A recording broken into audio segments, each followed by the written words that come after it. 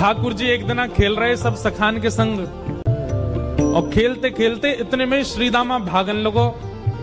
ठाकुर जी बोले, ए श्रीदामा कहां को जा रहे हो? श्रीदामा बोलो, लाला ससुराल जा रहा हूं अपनी।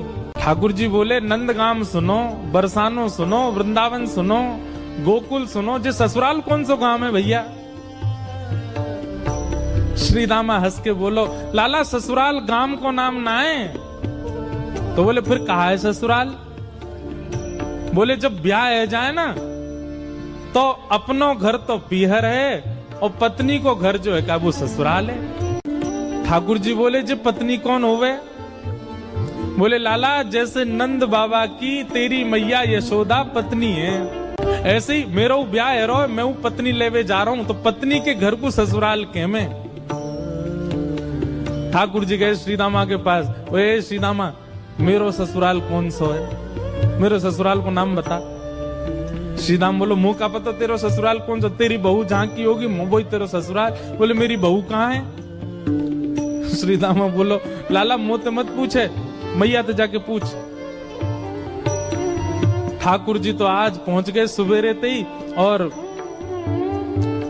यशोदा मैया से जाकर के रोने लगे। मैया बोली, काय गुरो रहा लाला?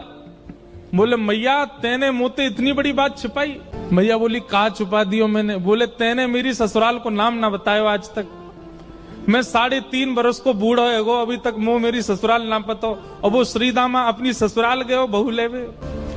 यशोदा मैया बोली, लाला तेरी संगत सुधारनी पड़ेगी, सबरे सखा तो दिन ब दिन बिगाड़ते जा रहे हैं, तूने एक बड़ो है जा, तेरी ससुराल है जाएगी। ठाकुर जी बोले, बड़े कैसे हूं मैं? बोले, जब खुद दूध पीन लगेगो, खुद नहान लगेगो, खुद तैयार है जाएगो, घर के सब काम अन्य करने लगेगो, तू बड़ा हो जाएगो, तेरो ब्याह करा दूंगी। महाराज वही दिना ठाकुर जी गए, अपने सबरे पुराने लत्ता कपड़ा लेकर के आए, धोन लगे उन्हें, अपने आप दूध पीन लगे, अपने आप भोजन करने लगे, अपने आप ही उठ पटांग श्रृंगार करने लगे। शाम को बोले, मैया मैं बड़ो है गो, अब ब्याह करा दे मेरो। मैया बोली, वाह दिन में ही बड़ो है गो तू। मैया तो बोले, मैया देख तू बात ने मत बदले, बार बार मोते के तू ऐसो कर तो ब्याह कराऊंगी, बड़ो है जा तो ब्याह कराऊंगी। अब सब काम मैंने कर दिए, घर के सब काम काज करने लगो मैं, देख अपनो श्रृंगार खुद करके आऊं, देख कैसो लग रहा हूं मैं।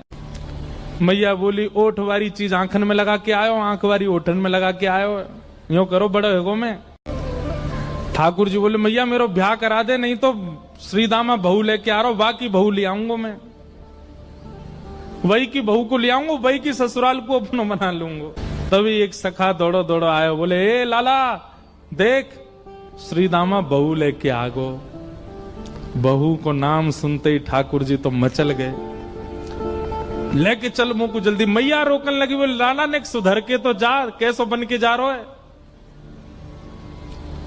ठाकुर जी तो दौड़े दौड़े गए, बोले बीच रास्ता में रोक ले, सबको कथा पता है।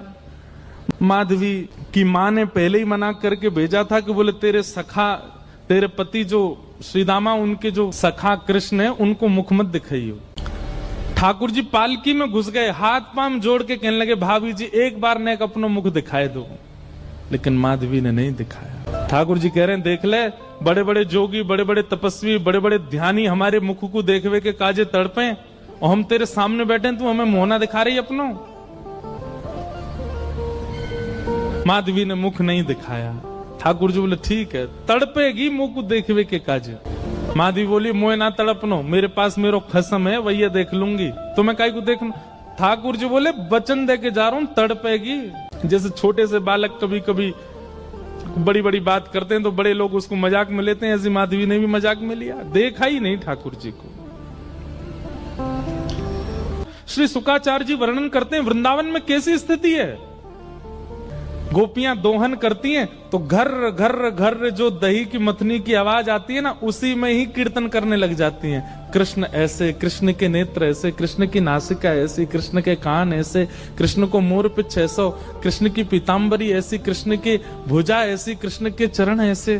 कोई गोपी अपने घर में चौका लगा रही है और चौका में पौंछा की जो छर्र छर्र आवाज आवे, वही छर्र छर्र ध्वनि में ही कीर्तन करने लग जाए, कृष्ण ऐसे, कृष्ण ऐसे। हसितम मधुरम, चलितम मधुरम, वमितम मधुरम, मधुराधिपते अखिलम मधुरम। इन सबकी बातें सुनकर के मीराबाई, माधवी को ऐसा लगता है कि इन सब से तो मैं श्रेष्ठ हूं, कम से कम अपने पति की ही हूं, इन सब की तरह तो नहीं। पूरे दिन उस कृष्ण की प्रशंसा करती रहती हैं। सब गोपियां माधवी से कहती हैं, अभी तक तेरे सामने आयो ना आए और तेने अभी तक देखो ना आए।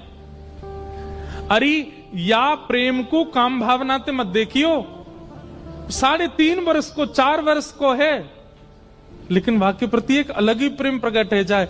माधवी सबको ज्ञान देती है, बोले चाहे 3 वर्ष को 4 वर्ष को है तो अन्य पुरुष, क्यों उसकी बातें करती हो, क्यों उसकी ओर देखती हो।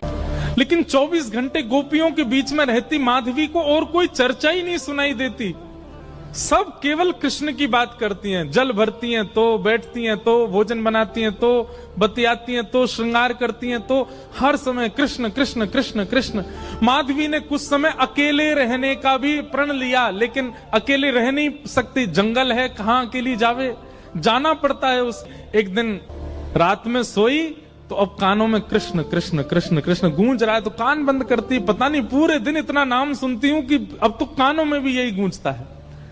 कान बंद करके सोती है तो स्वप्न में कृष्ण ऐसे हैं। अब कृष्ण देखे नहीं है, लेकिन उसको श्याम वर्ण, पीली पीतांबरी, वंशी, मोर पिच्छ सब अनुभव होता है।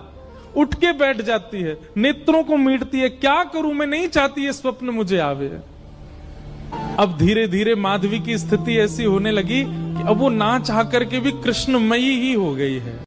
रात्रि में सोती, अचानक उठ बैठती है, ऐसा लगता है मानो जैसे उसका हाथ पकड़ लिया हो। स्थिति ऐसी हो गई कि आधी रात और माधवी को ऐसा लगता है कि भोर हो गई, और तुरंत उठ करके जल्दी जल्दी वस्त्र धारण करती है, मटका उठाती है और दौड़ करके जाती है। अरे विलंब है गयो, इतनी देर है गई, मैं अभी तक उठी नहीं, जबकि है आधी रात। दिन रात सब परिवर्तित हो गया। पहुंच गई यमुना तट, और यमुना तट जाकर के देखा एक भी गोपी नहीं है, तो माधवी को लगा कि मैं विलंब से आई हूं, सब शायद जल भर के चली गई हैं। जल भर के रोज जाती है माधवी, लेकिन आज पता नहीं उस पात्र में इतना भार कहां से आ गया कि स्वयं ही नहीं उठा पा रही है। इधर उधर देखने लगी, याचना करने लगी, कोई तो आवे, कोई तो उठा दे, और तभी कोई नहीं है वहां। नंद नंदन श्याम सुंदर चलते हुए आ रहे हैं माधवी के पास। माधवी की मति घूम गई है, आधी रात ही आ गई, और तभी ठाकुर जी वहां पहुंच गए। पहले तो चाल देखी तो चाल पर मोहित हुई, फिर जब वक्ष देखा तो वक्ष पर, जब हाथ देखे तो हाथ की चलन पर मोहित हो गई, और मुख देखा तो भूल गई सुध बुध। ठाकुर जी आए और आकर के मंद मुस्काए के बोले, हेरी गोपी उचाए ना पा रही, चल ले मैंने एक हाथ लगा दूं, उचाले याकू। और एक तरफ से माधवी ने मटकी पकड़ी और दूसरी तरफ से ठाकुर जी आकर के नन्हे से गोपाल जी ने जैसे ही हाथ लगाया मटकी उठने लगी, लेकिन मटकी पर नेक सहारा देते माधवी रख लेती, ऐसा नहीं। ठाकुर जी मटकी उछा के, जैसे जैसे मटकी उछ रही है वैसे वैसे ठाकुर जी लंबे होते जा रहे हैं, और बिल्कुल माधवी के नेत्रन के सामने आकर के खड़े है गए। कटाक्ष नेत्रों के सामने कोई गोपी टिक नहीं पाती, और माधवी को ठाकुर जी प्रत्यक्ष देख रहे हैं, सामने खड़े हैं कि। और वो एक क्षण के लिए जो रूप माधुरी का दर्शन हुआ,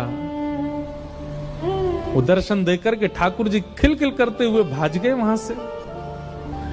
अब माधवी चाहती है कि पीछे भागे, लेकिन पैर स्तब्ध हो गए। माधवी चाहती है कि चिल्लाए कि रुक जाओ, पर बोल नहीं पा रही है।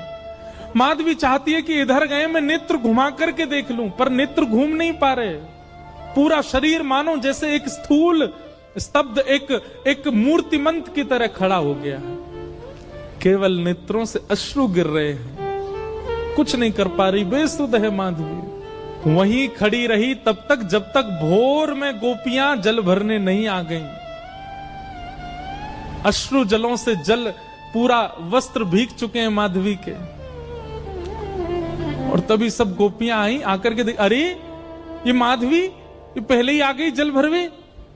सब ने जाकर के हिलाया, स्पर्श के बाद भी माधवी हिल नहीं पा रही है, बस नेत्र लाल पड़े हैं, अपलक नेत्र हैं और नेत्रों से केवल अश्रु गिर रहे हैं। बोलना चाहती है, कहना चाहती है, चिल्लाना चाहती है, किसी को पकड़ना चाहती है, पर कुछ नहीं कर पा रही है। तब एक गोपी गई और जमुना जल लेकर के जैसे ही माधवी के मुख पे छिड़को, माधवी तुरंत सचल जैसी हो गई और धड़ाम से मूर्छित होकर गिरी।